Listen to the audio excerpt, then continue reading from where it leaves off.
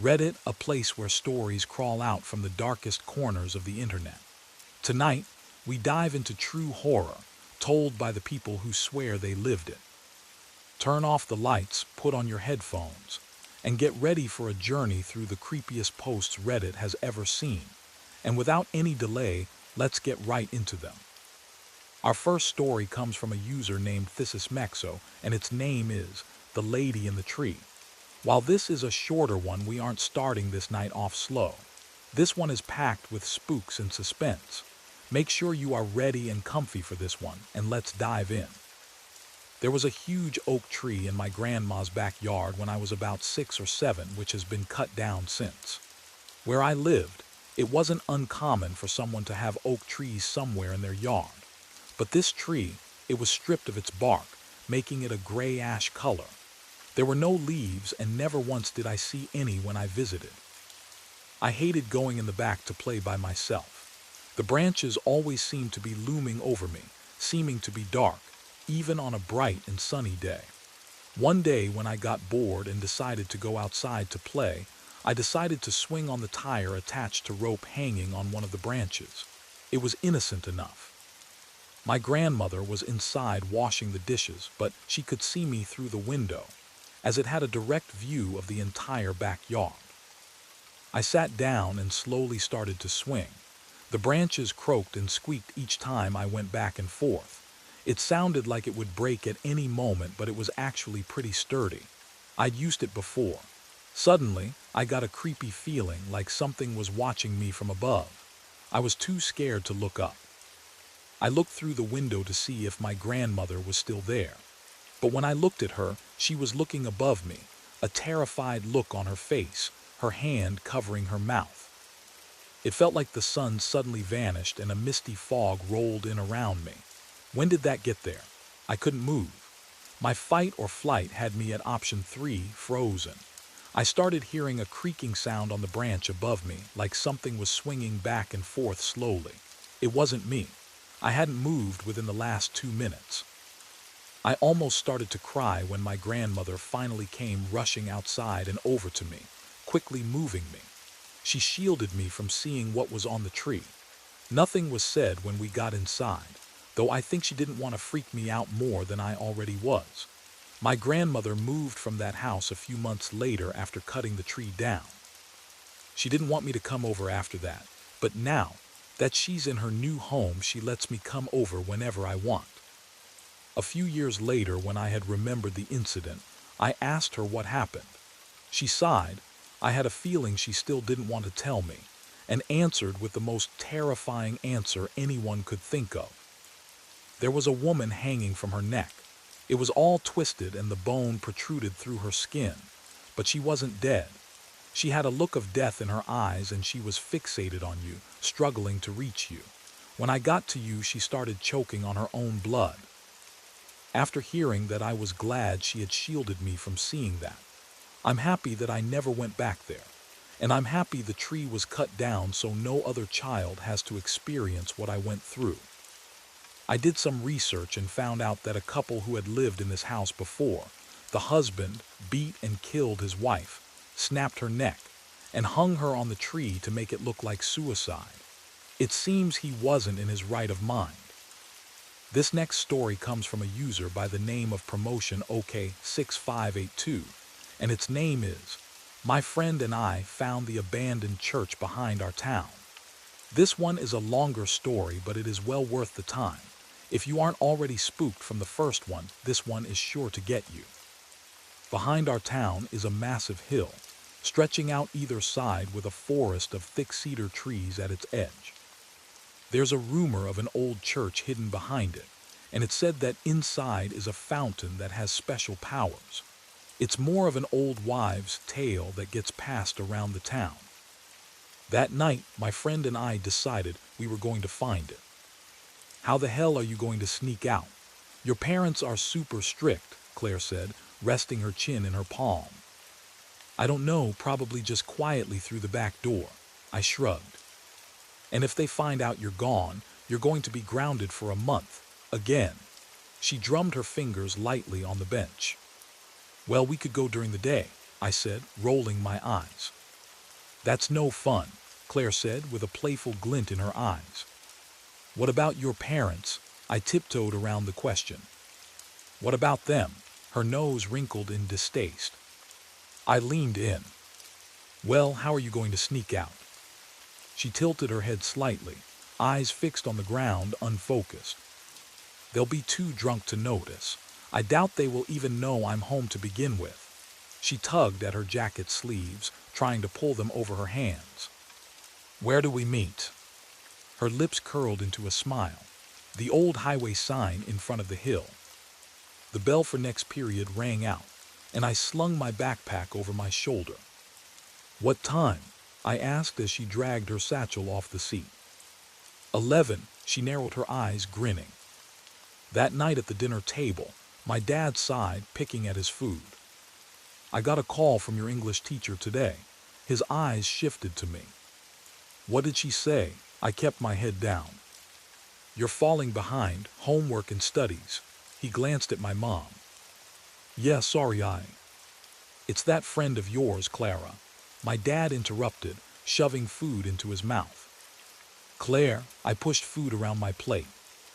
Whatever her name is, she's a bad influence on you. I mean, I've never seen her or her parents at church unless they're going for the food drive. He was starting to raise his voice. Charles, my mom scolded him. All I'm saying is, he put his knife and fork down. Your goal is to get good grades so you can get into a good college and make something of yourself. That's all me and your mother want for you. Noted, I grunted. Maybe if her father didn't beat his daughter so much, she'd be as bright as you, he muttered. My face felt hot. I clenched my fists. Charles, that's enough, my mom said, her words short and sharp. I stood up, pushing the chair away and storming upstairs. My dad called out to me, but I ignored him. I ran up the stairs and into my room, slamming the door. My phone buzzed. Claire. Hey, I snuck out early. Can we meet soon? I could still feel the anger burning. Yeah.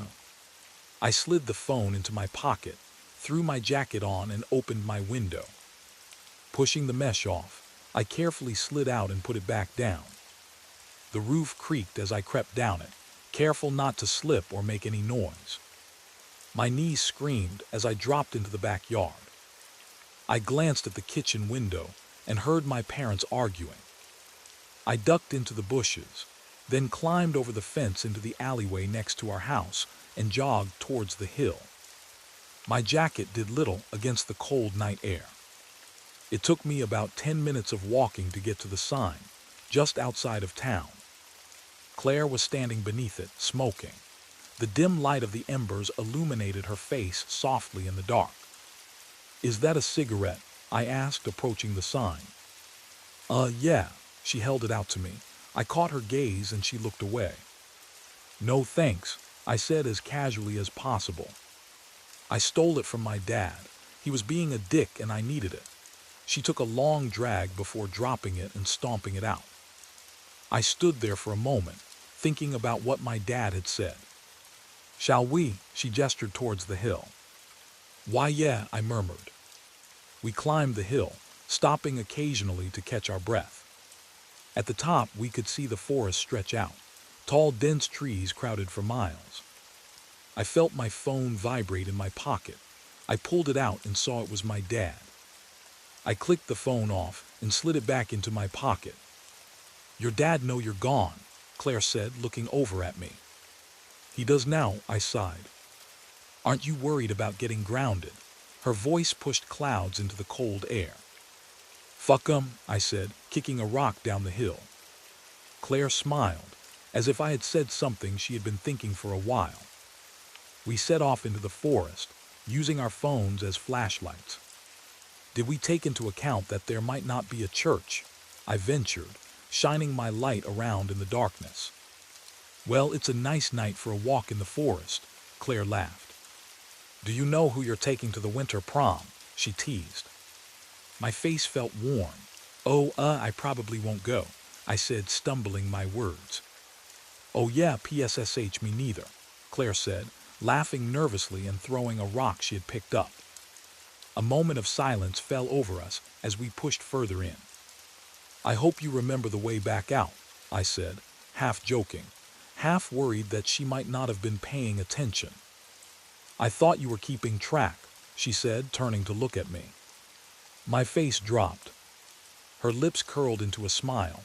"I'm fucking with you. I've been mapping it." I let out a sigh and laughed. "Fuck you, dud." My foot snagged on a tree root, and I went tumbling down a hill. Claire called my name, running down after me. I hit something hard at the bottom. A wall. "Ah, fuck," I groaned, grabbing my side in pain. Claire ran to my side, helping me sit up. "Are you okay, dude? That looked like it hurt." I clenched my jaw. "I'm okay, I'm fine." She stood up and took a few steps back. "Oh shit," her voice trailed off. I stood up slowly and turned to face where she was looking. The church. White clapboard siding, though the paint had long since started peeling and graying in the damp climate.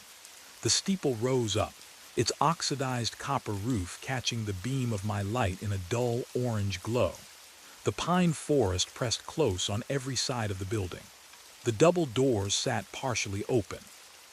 "Fuck," my words caught in my throat. Me and Claire exchanged looks before she took a deep breath and stepped towards it. She pressed on one of the doors, pushing it inwards and creeping inside. I hesitated, looking around the forest before finally entering behind her. The inside was overgrown, with trees growing through the broken windows. Grass and weeds were pushing through the floorboards. There was a damp smell that hung in the air, rot and earth and something older. "This is creepy as hell," Claire whispered, walking down the aisle looking up at the ceiling. I followed behind her, looking between the pews. They were all either warped, broken, or flipped over. "Well, I don't see a fountain anywhere." Claire clicked her tongue, stopping at the altar. I paced over to a closet and pulled the door open. Dust exploded outwards, sending me into a coughing fit. I shone my light inside, revealing old robes, some Bibles stacked lazily in the corner, and a large concrete slab. "Hey Claire, check this out," I called over to her. She walked over, peeking inside. "Spooky," she said, touching the robe with her fingers. "No, dude, look." I pointed at the slab. "Now we're talking," she grinned. "Come on, help me move it." We pulled it out, dragging it along the floorboards. Underneath was a round hole, with a passageway that led down. A rusted metal ladder disappeared into the dark. "Fuck, I don't know if I want to go down there," I said, nervously shining my light down the hole. Claire bit her lip, deep in thought, before looking at me and grinning. "See you on the other side." Before I could react, she began climbing down the ladder. It creaked and groaned as she descended. "Fuck," I muttered under my breath, climbing down after her. The air grew heavier as I descended. The ladder didn't feel stable at all, and I was worried it would break at any moment. My palms were slick against the cold metal rungs. It was a long way down, taking about a minute to reach the bottom. The hole opened up into a hallway made of stone. Claire was waiting at the bottom, shining her light around the small space. I wasn't typically a claustrophobic person, but the walls seemed to squeeze inwards. The ceiling was low enough that I had to duck my head slightly. The stone was damp to the touch. "Let's find this fountain, hey," Claire murmured. "Claire, wait," I replied. "This seems dangerous." She turned, awkwardly shifting to fit her shoulders in the small space. "We'll be okay," she flashed a reassuring smile. I didn't feel very reassured. "What if we get hurt down here?" I asked, trying to keep her from continuing down the corridor. She just rolled her eyes and smiled. "Come on, you worry too much." I took a breath and followed her reluctantly. The hallway stretched on. Our footsteps echoed strangely against the stone. The beam from my phone light seemed weaker down here, swallowed by the dark before it could reach very far. Finally, the corridor opened into a kind of atrium, a circular room with corridors branching off in multiple directions. Now this is cool, Claire laughed in disbelief. I had to admit I was pretty impressed. I paced around the room slowly. The stone walls were smooth, almost polished. There were markings carved into them, worn too smooth to read. What do you think they used this for? I asked, shining my light around. Probably for sacrificing people. I laughed nervously. Well, thank fuck it's abandoned. Claire turned her head to look at me. That we know of. The air was thick and heavy. The atrium was completely silent. So silent I could hear my heartbeat in my ears. So silent I could hear Claire breathing beside me. Well, Claire spun around. Pick a corridor, I guess. Wait, my heart dropped. What corridor did we enter from? Oh, it was. She turned and ran her tongue over her teeth in thought. She pursed her lips. We might be fucked. I threw my hands in the air. Got 'em, knit Claire. I fucking told you this was a bad idea. She rolled her eyes. We're fine. We'll just split up and pick a corridor each, and when we find it, we will meet back here. You're kidding. There is no fucking way I'm splitting up down here. I couldn't believe how casual she was being. Come on, Bailey. Nothing bad ever happens to girls who split up in creepy tunnels. She teased.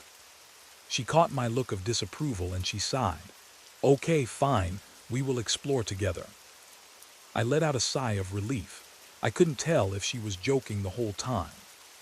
She spun in a circle with her arm out, and finger pointed and stopped on a random corridor. This one. I rubbed my face with my hands. Sure. She started down the hallway, and after some internal debate, I followed. Where do you think these all lead? I asked, tracing my hand along the grooves in the stone. Well, this one leads to the sacrifice chamber, and the other leads to more sacrifice chambers. I sighed. I'm serious, Claire. All right, sorry, just trying to lighten the mood. Eventually, the hallway opened up into a small room. It was an office, complete with bookshelves lined with binders and an old wooden desk, covered in paper and documents. We found the office. Claire clicked her tongue. Shit, I groaned, shining my light on the documents splayed out on the table. They were mostly receipts, corporate jargon that I couldn't understand, some shipping manifestos. Claire pulled a binder off the shelf and opened it on the desk. Whoa, her eyes lit up. I looked over her shoulder at the contents of the binder. Pages and pages of photocopies of people's passport photos. What the fuck, I mouthed. She flicked through the rest of the pages before closing it and grabbing another one. The next binder was filled with more photos. Is this all the people from the church, maybe? Claire ventured, sliding out a random photo and flipping it over. Richard Milson, she continued, reading the name on the back written in black ink. Do you think they killed these people? My voice came out hoarse. Yeah, she said, grinning. Maybe they were all murdered. I'm being serious. I pushed her playfully.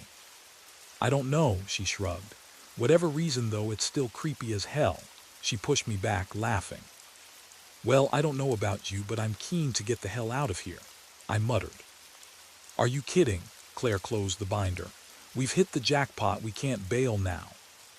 Claire, seriously, it's dangerous down here.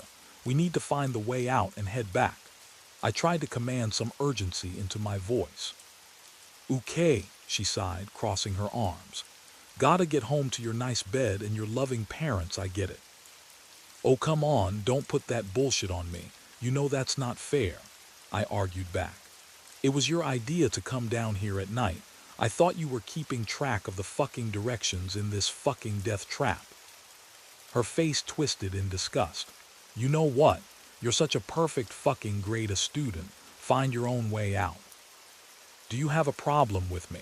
Because you seem to be bringing up shit that isn't relevant to our fucking situation right now, I yelled back.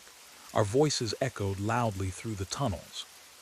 You have no idea how good you fucking have it, do you? Claire was interrupted by a noise echoing from inside the tunnels. What the fuck was that?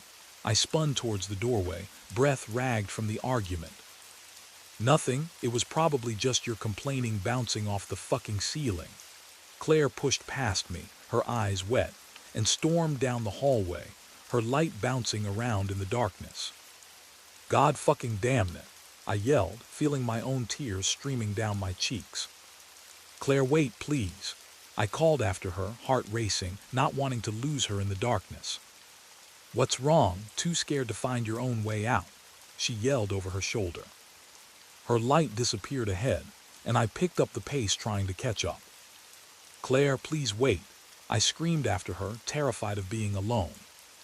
I ran out into the atrium, and it was completely empty. My breaths were fast and my heart was racing. Claire, please don't leave me here, please, I called out, trying to listen for her. I knelt down, sobbing into my arms, feeling completely alone in the dark, silence being interrupted by my hitching sobs. I'm sorry, please, I'm sorry. I was so desperate for her to come back I would have done anything. I sat there in the dark for minutes, trying to regulate my breathing, listening for any clues to which direction she went in. Bailey, my head shot up, hearing Claire's voice echo from a corridor. Claire, Claire, I jumped up. Please, Claire, where are you? After a pause, her voice called out again, seemingly from everywhere. Bailey, help.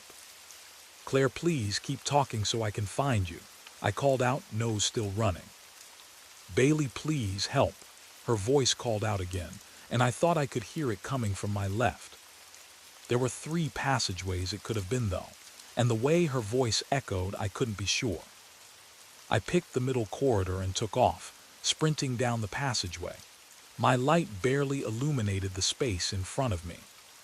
Claire, I'm coming, I called out again. I came to the end of the corridor and into a much bigger room. It was another corridor with rows of doors on the left and right. Claire, my voice cracked. Silence. I thought I might have taken the wrong passageway, until something slammed against the inside of one of the doors. I screamed, falling back, startled by the sudden noise.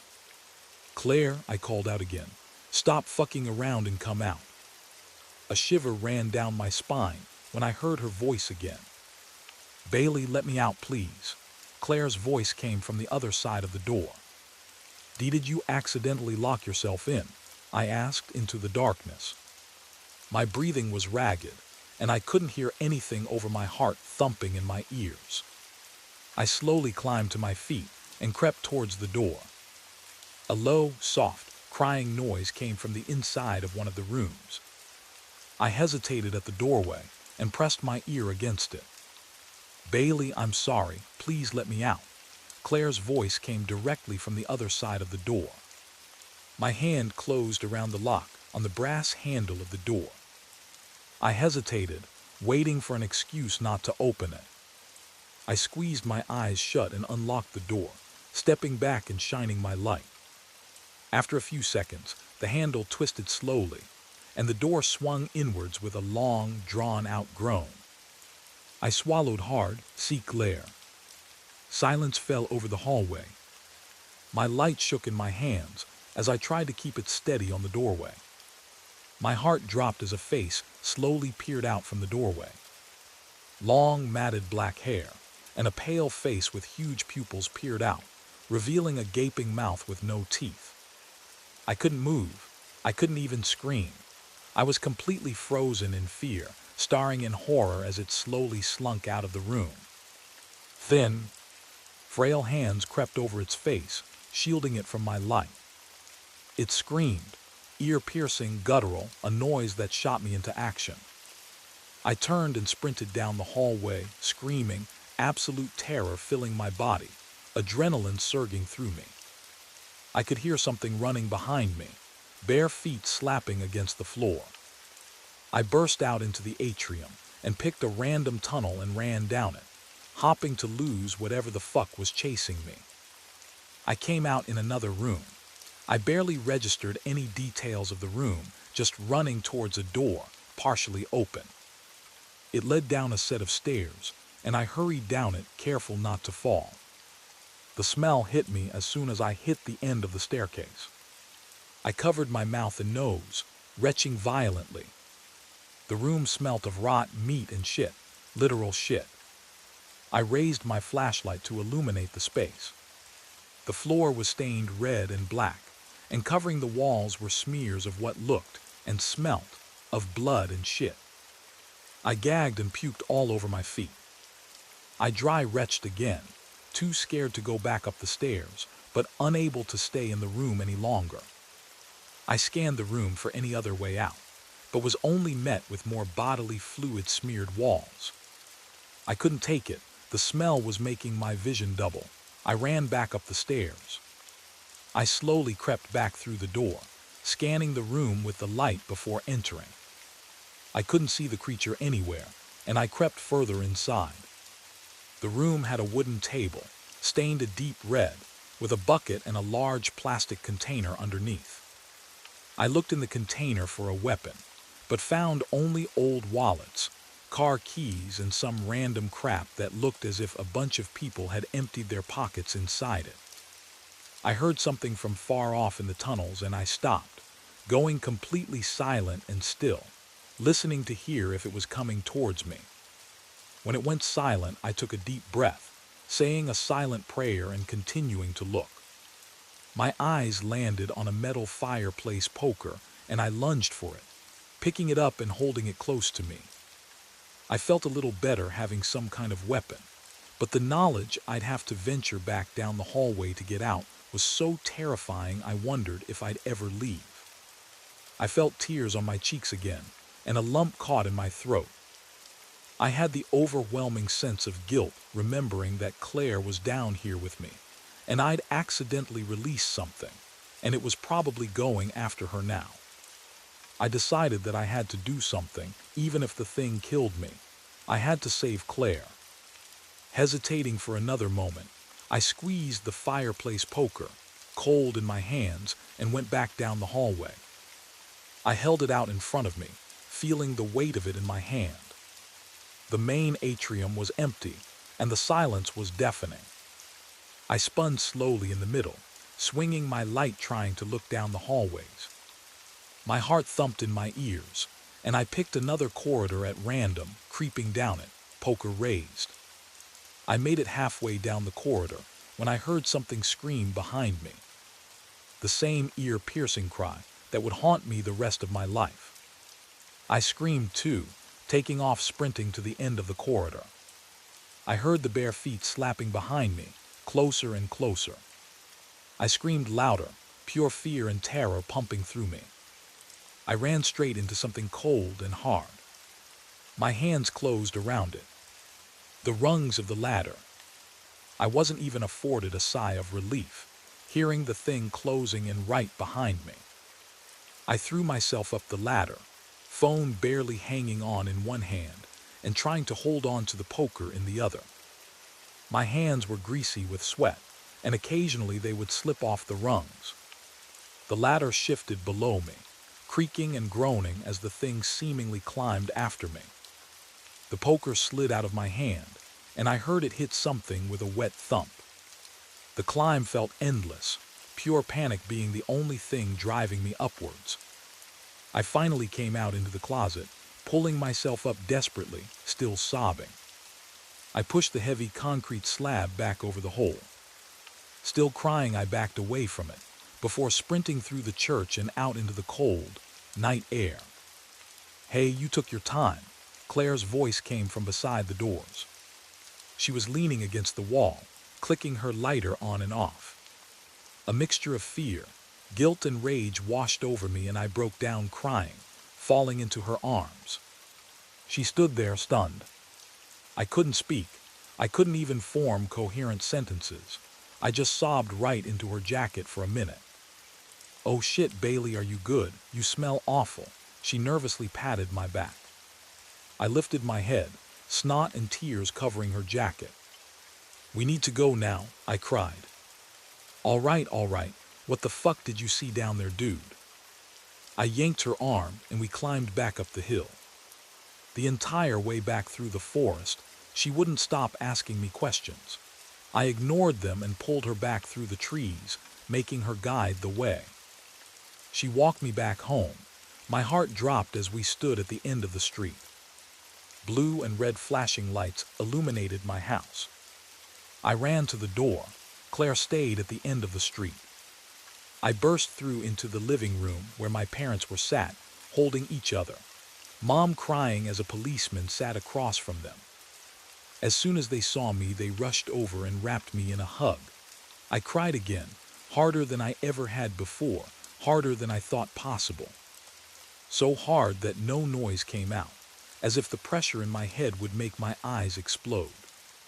They had called the police soon after I snuck out. I'd been gone 3.5 hours. I struggled to figure out what to tell the police, eventually landing on a convincing lie that I had gotten lost in the forest. My parents knew I had been with Claire, and I didn't care. I never spoke to her again after that night. I ignored her at school, and after a few days she understood and left me alone. To this day, I still have nightmares about that church, and whatever the fuck is happening beneath it. Our third horror story of the night comes from a user named Haunting Minute 5103, and the story's name is, "The apartment I moved into has no mirrors. I found out why." If you made it this far, congrats, but it only gets worse from here, so be ready and let's get into it. When I signed the lease, I didn't notice anything strange. Small studio, old building downtown, seemed fine. No red flags, a little dusty, sure. A faint smell I couldn't place, like burnt hair, but the price was so low I barely blinked. I signed that same day. It wasn't until I started unpacking that I realized something weird. There were no mirrors. None, not in the bathroom, not on the closet doors, not even in the kitchen where those ugly reflective backsplashes usually are. At first, I figured the last tenant just didn't like them, but then I noticed the walls where they should have been were patched up. Like someone had torn mirrors out and filled the gaps. Sloppy work too. Uneven plaster, knife scratches, the kind of job you do when you're in a hurry or when you're scared. That night I hung up a small mirror I brought from my last place. Just a round one, no frame. I stuck it above the bathroom sink and went to bed. At 3:22 a.m. I woke up. Not suddenly, not to a noise, I just felt awake. My eyes opened and my body refused to move. Sleep paralysis, I thought, but then I heard breathing. Not mine. Low, raspy, like someone with fluid in their lungs, coming from the bathroom. I could see the doorway from my bed. Nothing moved, but the breathing didn't stop. And then a faint scraping, like fingernails on glass. The next morning the mirror was gone. Just gone, not shattered, not fallen, just missing. I checked the floor, the trash, even the hallway. Nothing. I called the landlord and asked if maintenance had been in. He laughed. "Bathroom mirror," he said. "Yeah, you don't want that. Best leave the walls blank, trust me." Then he hung up. That night I heard something whisper my name, not from the doorway this time, from inside the bathroom. I walked in with a flashlight, nothing there, but I swear the wall where the mirror had been looked wetter than it should have, like someone had breathed on it.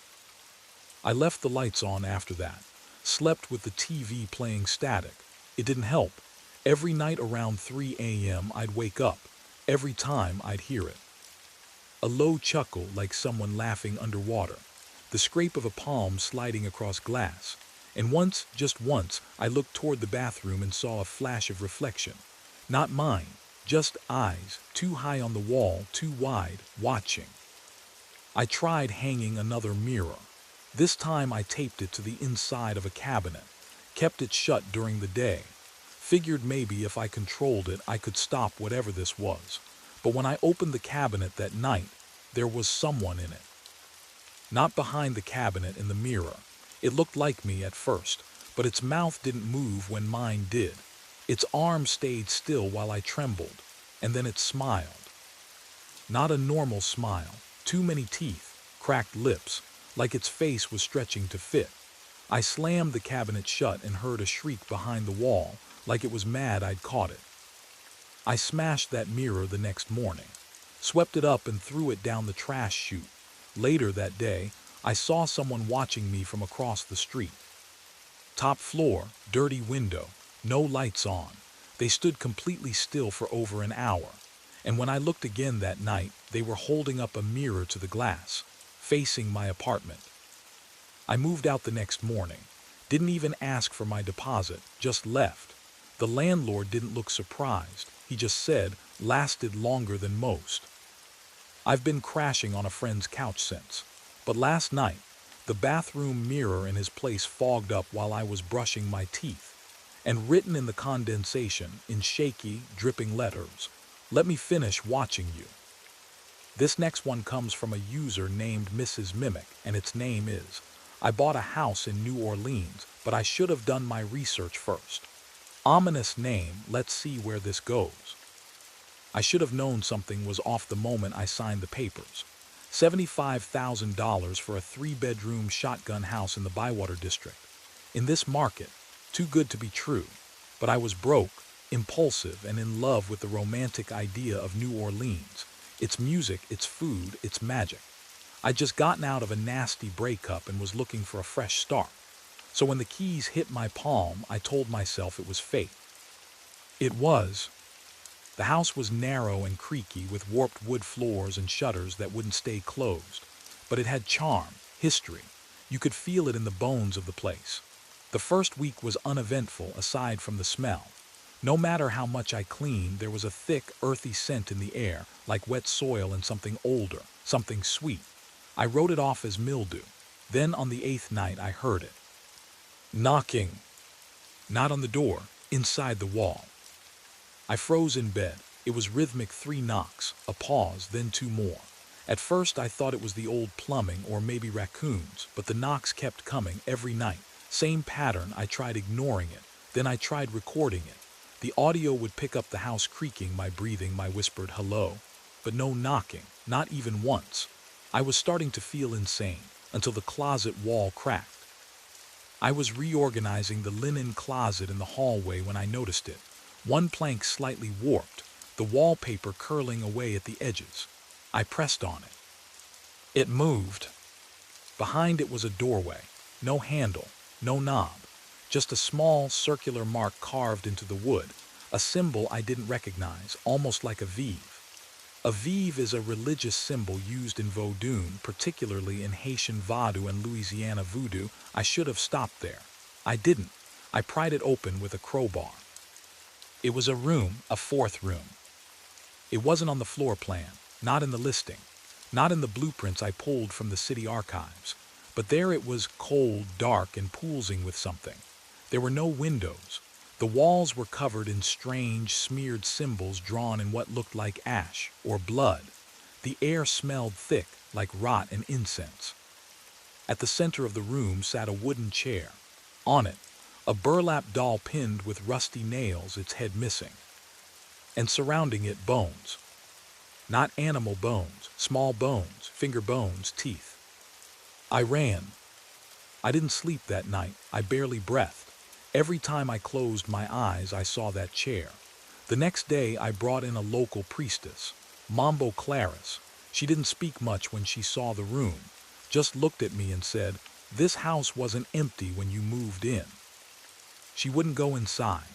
She just sprinkled salt across the threshold, murmured something in Creole, and gave me a small jar filled with red liquid and feathers. "Keep this by your bed," she said. "Whatever they called here, it don't sleep." That night the knocking turned to footsteps. I could hear them packing in the hidden room. Back and forth, dragging something. And then the whispers started. Low, guttural voices speaking in a language I couldn't place. They whispered my name, over and over. Amara, Amara, Amara. I blocked off the room, nailed it shut, covered it in a bookshelf. It didn't help. The smell's worse now. My plants die overnight. Mirrors crack when I walk past. And sometimes when I sleep, I wake up with dirt under my nails. I don't remember digging. I tried selling the house. The listing won't stay up. Realtors stop returning my calls. I think I'm stuck here.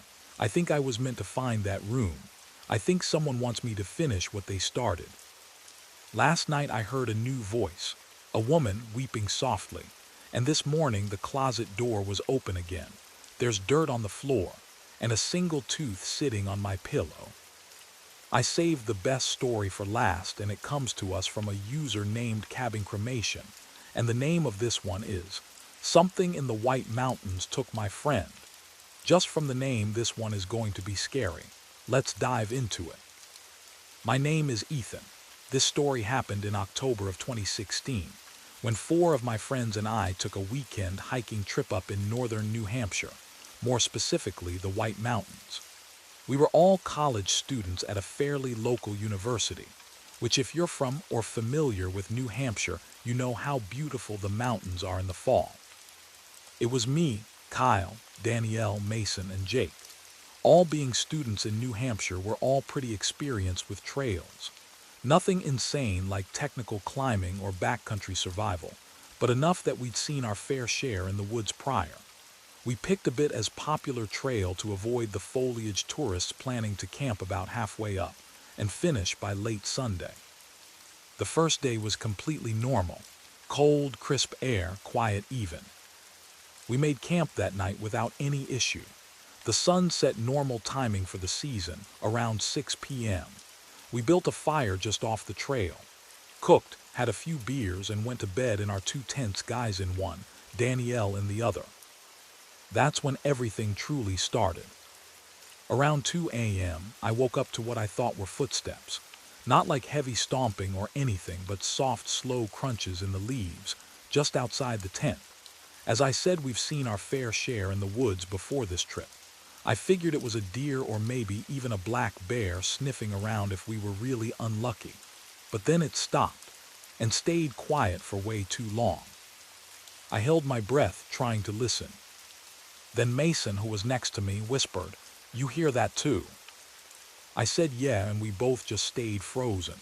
Then a twig snapped. Not random, this sounded deliberate, like someone stepping right outside the tent. Kyle, half asleep, mumbled, "Chill, it's probably an animal." But it didn't feel like that. You know when you know someone watching you. After a bit, it went silent again. I don't know how long we laid there, but I finally drifted off again. The next morning, I asked Danielle if she heard anything. She looked at me weirdly, saying, "I thought that was one of you walking around." That definitely creeped me out. We searched the area but didn't see any signs of anything.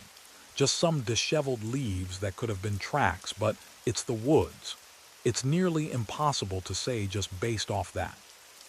We kept hiking that day, climbing higher up into the range. The trees got sparser and the trail narrowed. That's when Kyle stopped and said, "Yo, you see that?" We all looked ahead. I swear to God, standing maybe 60 feet off the trail, deep in the trees, was someone. Just barely visible, wearing something dark, not moving. Jake waved and yelled hello over, trying to be friendly. We all looked over at him, probably wondering what the hell is he doing, whoever, or whatever. It was didn't respond. They didn't even flinch. Mason said it was likely another hiker. It's October during all the foliage. If there's any time for people to be here hiking or camping like us, it's now. But it didn't feel right. No gear, no pack, just still, watching. Then they just walked away, not down the trail into the woods, barely making a sound. We were all freaked but Mason. He seemed stuck on the idea it was just another hiker. We should have turned around right then, but we didn't. That night we set up camp again, a little higher up, still on the trail, but in a tight cluster of pines. We barely talked.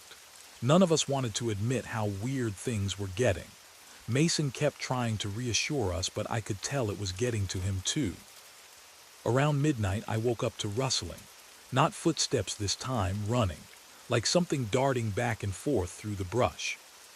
Kyle slightly unzipped the tent and peeked out just barely, only enough to not be seen. I'll never forget his voice when he whispered, "Dude, there's someone out there." He waved me over, and when I looked, I caught a glimpse of something just slipping behind a tree. It was a face, just a face, but pulled back like it was hiding, and high up, really high up. This thing had to be extremely tall. I am not exaggerating, at least 66. What the hell? I was praying this was a dream. We were just seeing something. We were still drunk from the beers we had at the fire.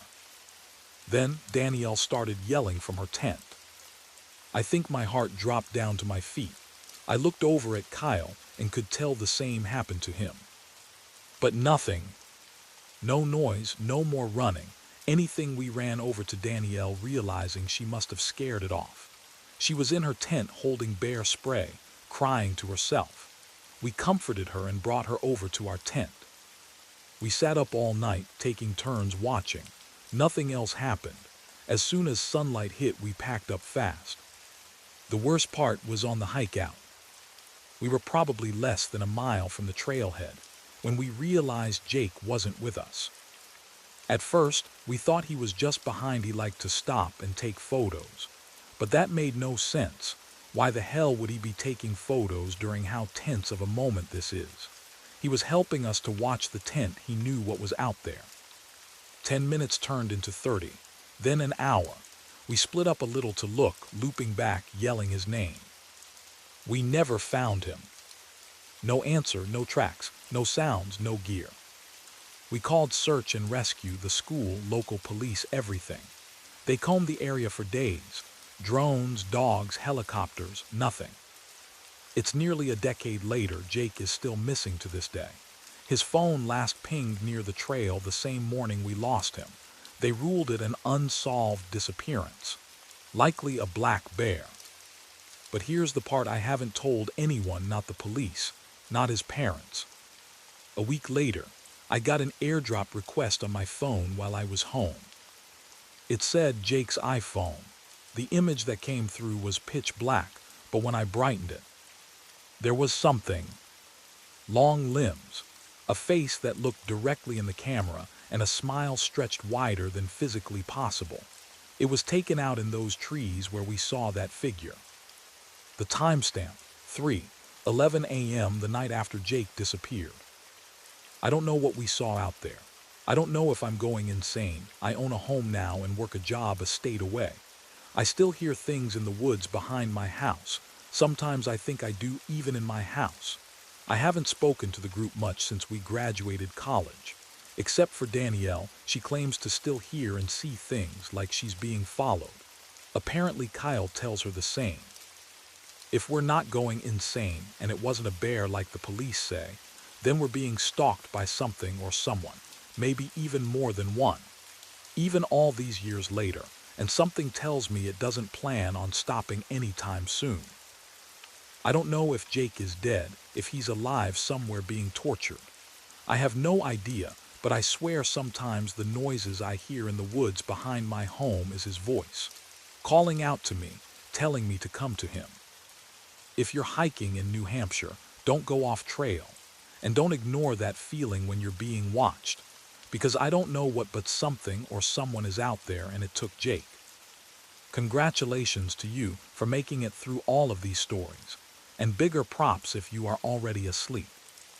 I really hope you enjoyed these ones. I really think I pulled some good ones. Don't forget to like and subscribe if you enjoyed these stories and want more in the future. And leave a comment down below on if you believe these stories are actually true or not, and which ones. And until next time, stay safe, stay curious, and whatever you do, don't look under the bed. Good night.